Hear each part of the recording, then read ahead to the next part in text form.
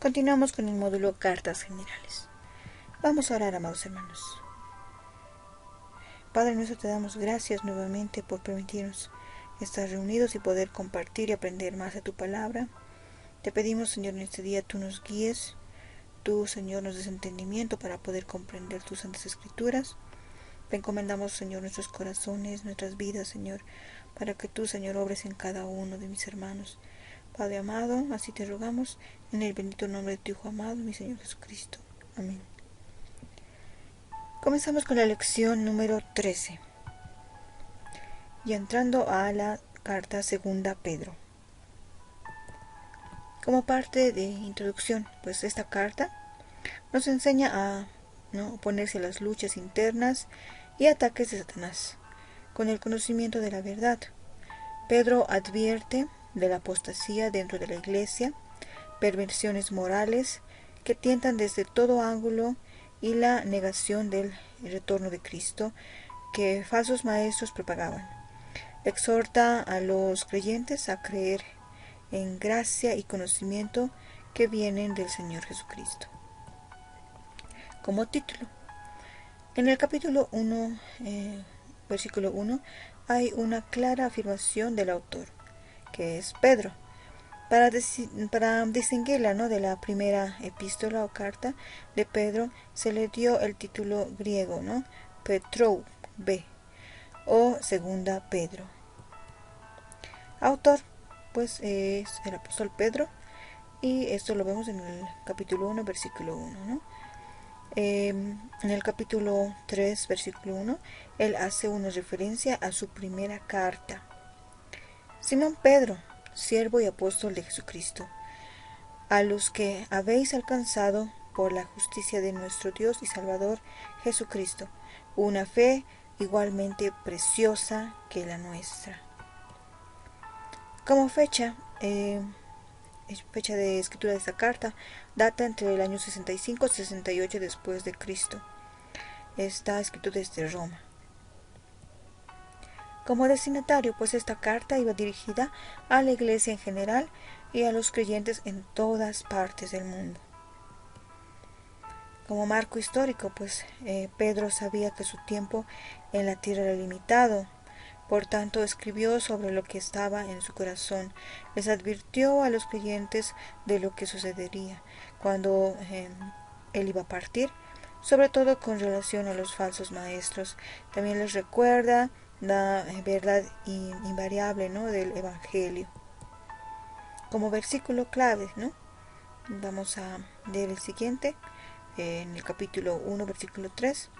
Como todas las cosas que pertenecen a la vida y a la piedad nos han sido dadas por su divino poder, mediante el conocimiento de aquel que nos llamó por su gloria y excelencia. Esto lo vemos en el capítulo 1, versículo 3. Los otros son igual otros versículos claves. El capítulo 16, versículo 5 y 12. Pero el que más nos llama la atención en esta oportunidad es el capítulo 1, verso 3. Como palabras claves mencionamos las siguientes, conocer, despertar, diligencia, perfecta, juicio y justo. Propósito. El propósito pues de esta carta es advertir a los cristianos acerca de los falsos maestros y exhortarlos a crecer en su fe y conocimiento de Cristo. Pero quiere contrarrestar la influencia de las falsas doctrinas. Se pone gran énfasis en la palabra de Dios y la certeza del cumplimiento de las promesas divinas. En segunda de Pedro vemos los falsos profetas y falsos maestros. Pero hubo también falsos profetas entre el pueblo, como habrá entre vosotros falsos maestros que introducirán encubiertamente herejías destructoras. Y nos dice, mirad que nadie os engañe, porque habrá falsos maestros y por avaricia harán mercadería de vosotros con las palabras fingidas. Esto lo vemos en 2 de Pedro, capítulo 2, versículos 1 al 4. Entrando ya al contenido de la carta, vemos la parte de la salutación, el saludo. pues Simón Pedro, siervo y apóstol de Jesucristo, a los que habéis alcanzado, dice, ¿no? Por la justicia de nuestro Dios y Salvador Jesucristo, una fe ¿no? igualmente preciosa que la nuestra. Gracia y paz os sean multiplicadas en el conocimiento de Dios y de nuestro Señor Jesús.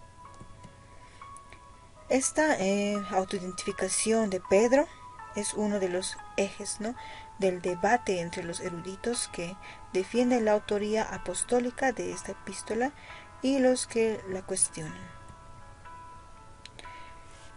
En el punto 3 vemos la confirmación del llamamiento de Dios, y entrando al capítulo 1, en los versículos del 5 al 8 nos dice así la palabra de Dios, ¿no? Esto para la vida piadosa.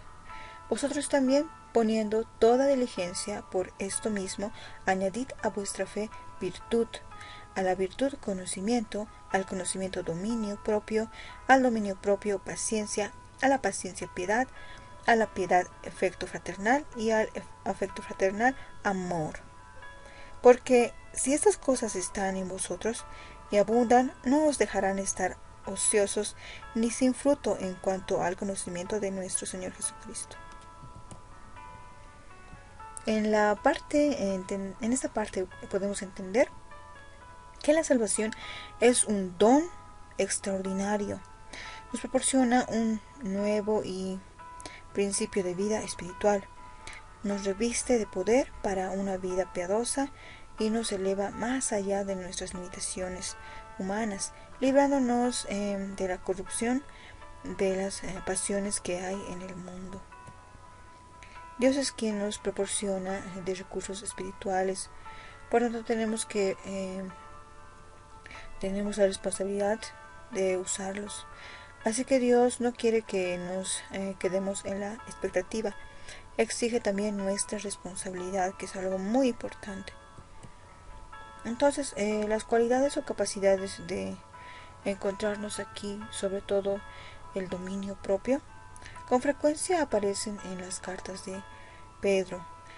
Esto nos enseña que nosotros debemos ejercer como un fruto producido por el Espíritu Santo, ya que fuimos llamados para esto. Los constantes recordatorios de las buenas nuevas que tenemos en Cristo son muy beneficiosas para todos nosotros. Un punto muy importante también que tocamos dentro de esas lecciones, por el establecimiento de las verdades. Porque nos hemos dado a conocer el poder y la venida de nuestro Señor Jesucristo siguiendo fábulas artificiosas, sino como habiendo visto con nuestros propios ojos su majestad, pues cuando Él recibió de Dios Padre honra y gloria, le fue enviada desde la magnífica gloria una voz que decía: este es mi Hijo amado, el cual tengo complacencia, ¿no? En el cual tengo complacencia, de esta manera se refería. Y pues en el versículo 19 al 21, Pedro llama nuestra atención a las Escrituras, las verdades sobre las cuales ponemos nuestra esperanza fueran entregadas, ¿no?, por el propio Hijo de Dios. Su testimonio acerca de Jesucristo se muestra realmente, ya que está en plena armonía con las palabras de los profetas. Esos hombres hablaban inspirados por el Espíritu Santo. Otro punto muy importante es la identificación de la herejía, ¿no? Ya entrando al capítulo 2, pues nos dice así, ¿no? Mirad que nadie os engañe, porque habrá falsos maestros y por avaricia harán mercadería de vosotros con palabras fingidas. Los falsos maestros y la herejía. En el versículo 1 al 3 del capítulo 2 nos dice así: pero hubo también falsos profetas entre el pueblo, como habrá entre vosotros falsos maestros, que introducirán encubiertamente herejías destructoras, y aún negarán al Señor que los rescató, atrayendo sobre sí mismos destrucción repentina, y muchos seguirán sus disoluciones, por causa de los cuales el camino de la verdad será blasfemado, y por avaricia harán mercadería de vosotros con las palabras fingidas. Sobre los tales ya de largo tiempo la condenación no se tarda y su perdición no se duerme. Pedro profetiza, ¿no?, que los falsos maestros se infiltrarán en la iglesia, introduciendo disimuladamente herejías. Muchos también los seguirán, dice, ¿no? Los ejemplos de juicio. En los versículos del 4 al 10 nos dice así, ¿no? El 4 al 6. Porque si Dios no perdonó a los ángeles que pecaron, sino que arrojándolos al infierno los entregó a prisiones de oscuridad para ser reservados al juicio, y si no perdonó al mundo antiguo, sino que guardó a Noé, pregonero de justicia, con otras 7 personas, trayendo el diluvio sobre el mundo de los impíos, y si condenó por destrucción a las ciudades de Sodoma y Gomorra, reduciéndolos a la ceniza. La historia bíblica, sin embargo, la historia no sagrada, muestra que Dios castiga al impío, mas preserva al piadoso. También nos hace mención de los ángeles, ¿no? Porque si Dios no perdonó a los ángeles que pecaron, sino que arrojándolos al infierno, los entregó a prisiones de oscuridad para ser reservados al juicio. Entonces, ¿no?, incluso los ángeles también están ante el juicio de Dios. Así, de esta manera, ¿no?, si a ángeles Él no también los tiene, ¿no?, ahí para el juicio, de la misma manera, pues con cada uno de nosotros también, ¿no? Vamos a estar un día ante Él y Él nos va a pedir cuentas de todo, ¿no?, lo que hagamos, y más también aquellos que no conocen de Jesucristo, pues ellos también van a, ¿no?, estar ante el juicio de Dios.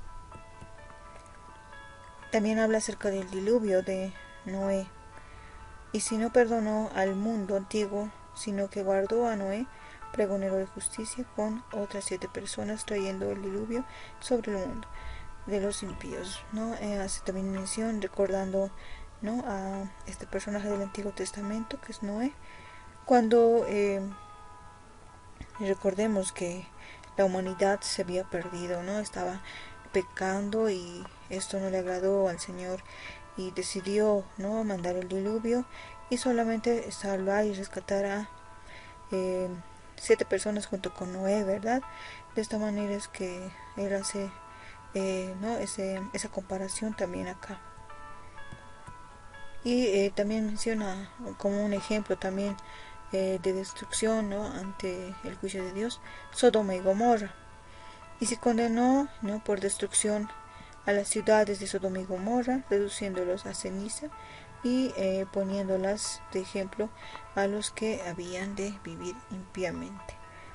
De esta manera nos está advirtiendo, también nos está exhortando que también esto es lo que uno merece, ¿no?, después de haber pecado contra Dios.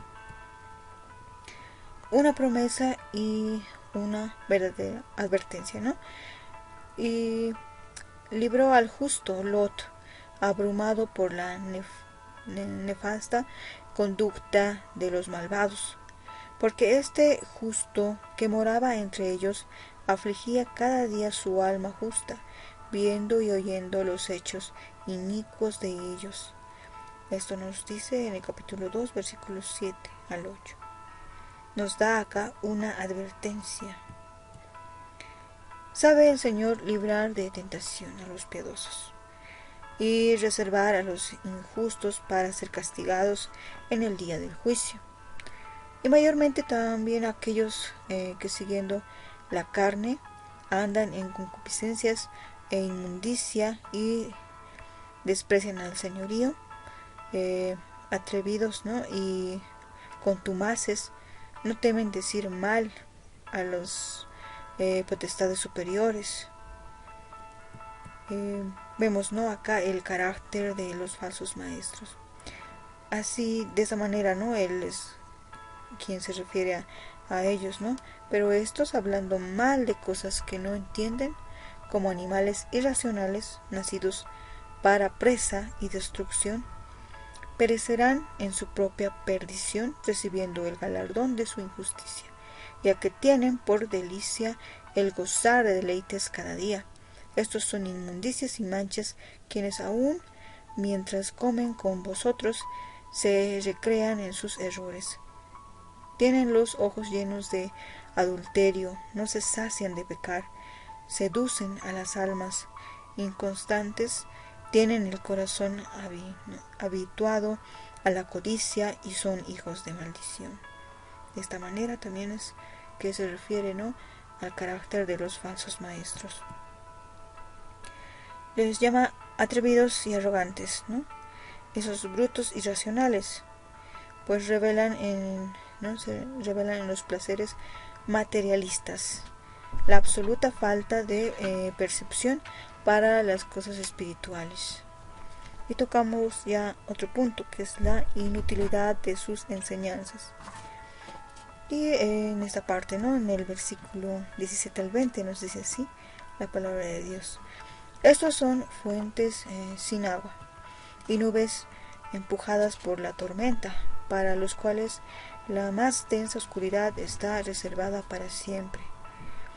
Segunda de Pedro 2:18, pues hablando palabras infladas y vanas, seducen con concupiscencias de la carne y disoluciones a los que verdaderamente habían huido de los que viven en error. Les prometen libertad y son ellos mismos esclavos de corrupción, porque el que es vencido por algunos es hecho esclavo del que lo venció.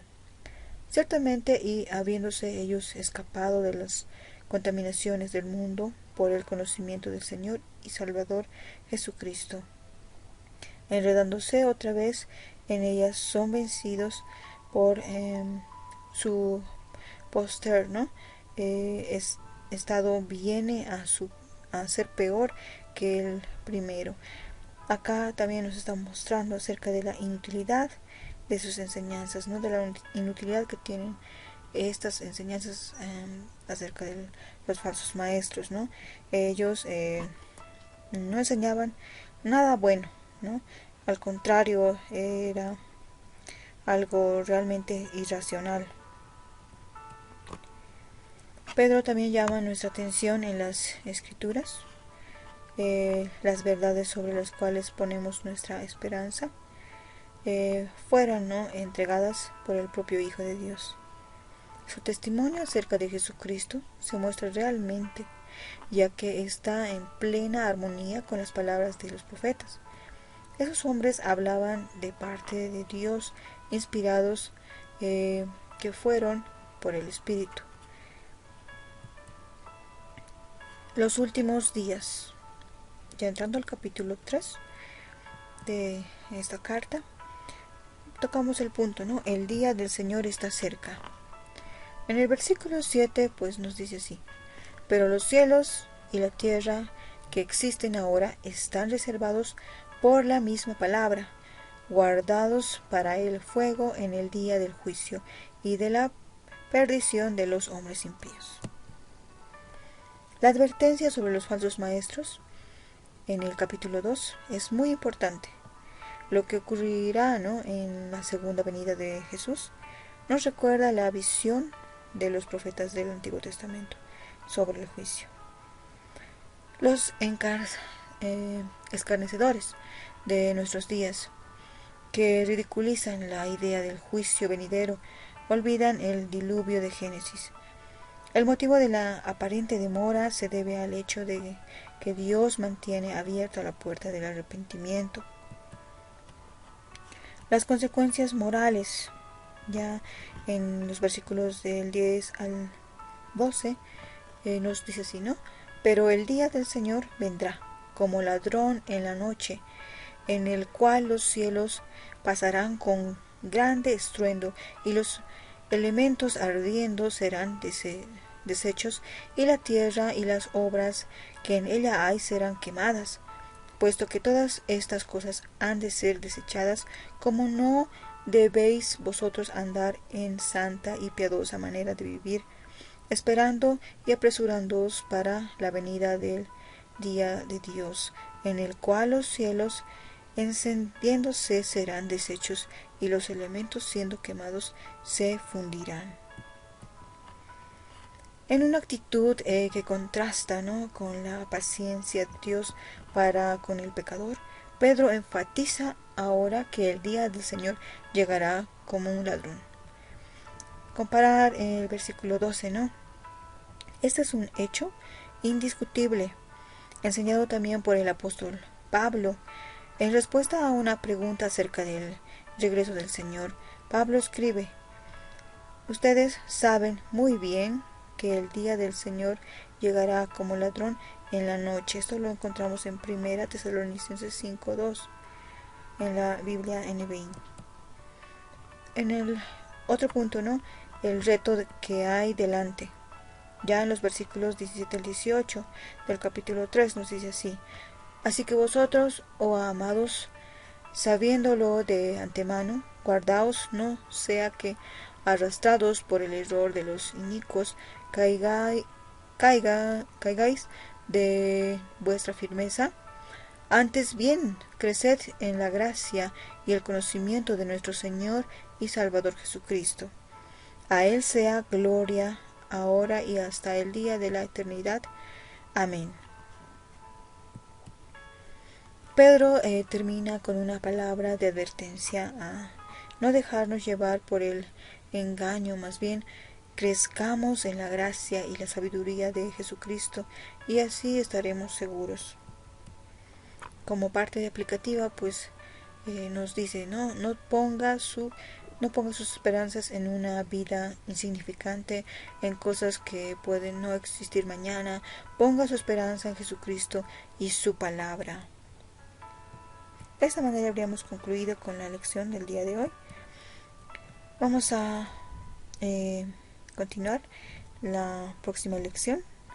Dios mediante, estaremos nuevamente reunidos para poder compartir más acerca de estas cartas generales, ¿no?